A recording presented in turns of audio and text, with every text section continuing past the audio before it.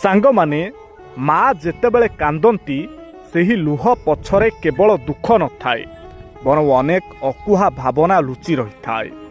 ତେବେ ଆସନ୍ତୁ ଏ ସମ୍ପର୍କରେ କିଛି ଗୁରୁତ୍ୱପୂର୍ଣ୍ଣ କଥା ଜାଣିବା। ସନ୍ତାନ ପାଇଁ ଚିନ୍ତା ଓ ଭଲ ପାଇବା। ମାର ଲୁହ ପ୍ରାୟତଃ ତା ସନ୍ତାନର କଷ୍ଟ, ଅସୁସ୍ଥତା କିମ୍ବା ଭବିଷ୍ୟତର ଚିନ୍ତା ଯୋଗୁଁ ବୋହିଥାଏ। ସନ୍ତାନର ସାମାନ୍ୟ କଷ୍ଟ ମଧ୍ୟ ମା ଆଖିରେ ଲୁହ ଆଣିଦିଏ। ଅକୁହା କଷ୍ଟ ଓ ତ୍ୟାଗ।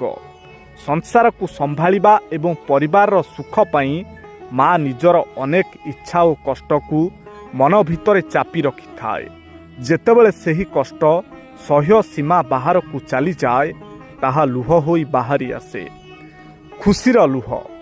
ସବୁବେଳେ ଦୁଃଖରେ ନୁହେଁ, ବରଂ ସନ୍ତାନର ସଫଳତା, ଉନ୍ନତି ଏବଂ ସୁଖ ଦେଖିଲେ ମଧ୍ୟ ମା ଆଖି ଆନନ୍ଦରେ ଭରିଯାଏ, ଯାହାକୁ ଆମେ ଆନନ୍ଦାଶ୍ରୁ କହୁ।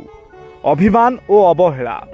ଯେଉଁ ସନ୍ତାନକୁ ମା ନିଜ ରକ୍ତ ଦେଇ ଗଢ଼ିଥାଏ, ତାଠାରୁ ଯେତେବେଳେ କେବେ ଅବହେଳା କିମ୍ବା କଟୁ କଥା ଶୁଣିବାକୁ ମିଳେ, ସେତେବେଳେ ମାର ହୃଦୟ ଭାଙ୍ଗିଯାଏ ଏବଂ ସେ ନୀରବରେ କାନ୍ଦିଥାଏ। ସଂକ୍ଷେପରେ କହିବାକୁ ଗଲେ, ମାର ଲୁହ ହେଉଛି ପୃଥିବୀର ସବୁଠାରୁ ପବିତ୍ର ଓ ନିଶ୍ଚଳ ଭାବନାର ପ୍ରତିଫଳନ, ଯେଉଁଥିରେ ସ୍ୱାର୍ଥହୀନ ପ୍ରେମ ଏବଂ ଅସୀମ ସ୍ନେହ ଲୁଚି ରହିଥାଏ। ମା ଆଖିର ଲୁହକୁ ବୁଝିବା ଏବଂ ତାକୁ ସଦାସର୍ବଦା ଖୁସିରେ ରଖିବା ପ୍ରତ୍ୟେକ ସନ୍ତାନର ସବୁଠାରୁ ବଡ଼ କର୍ତ୍ତବ୍ୟ। କ'ଣ ସାଙ୍ଗମାନେ ଠିକ୍ ତ? କମେଣ୍ଟରେ ଆପଣଙ୍କ ଉତ୍ତର ନିଶ୍ଚୟ ଲେଖନ୍ତୁ। ସାଙ୍ଗମାନେ, ମା କିଏ?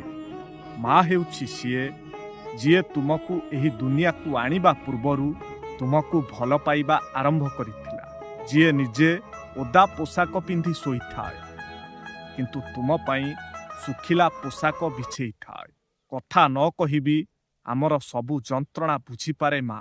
ଯିଏ ନିଜକୁ ଭାଙ୍ଗିଦିଏ କିନ୍ତୁ ଅନ୍ୟକୁ ଭାଙ୍ଗିବାକୁ ଦିଏ ନାହିଁ। ନିଜେ କ୍ଳାନ୍ତ ହୋଇଯାଏ କିନ୍ତୁ ତୁମକୁ କେବେ କୁହେ ନାହିଁ ମୁଁ କ୍ଳାନ୍ତ। ମା ଏକ ସମ୍ପର୍କ ନୁହେଁ, ମା ଏକ ଭାବନା, ଏକ ଆଶୀର୍ବାଦ ଆଉ ଏକ ଛାଇ, ଯାହା ତୁମ ସହିତ ସର୍ବଦା ରହିଥାଏ। କ'ଣ ସାଙ୍ଗମାନେ ଠିକ୍ ତ? କମେଣ୍ଟରେ ଆପଣଙ୍କର ଉତ୍ତର ନିଶ୍ଚୟ ଲେଖନ୍ତୁ। ଭଗବାନ ଶ୍ରୀକୃଷ୍ଣ ଗୀତାରେ କହିଥିବା ଏହି 3ଟି ଅତି ଗୁରୁତ୍ୱପୂର୍ଣ୍ଣ କଥା ନିଶ୍ଚୟ ମନେ ରଖନ୍ତୁ। ଆନନ୍ଦ ସମୟରେ କାହାକୁ କୌଣସି ବଚନ ଦିଅନ୍ତୁ ନାହିଁ। କ୍ରୋଧ ସମୟରେ ଉତ୍ତର ଦିଅନ୍ତୁ ନାହିଁ।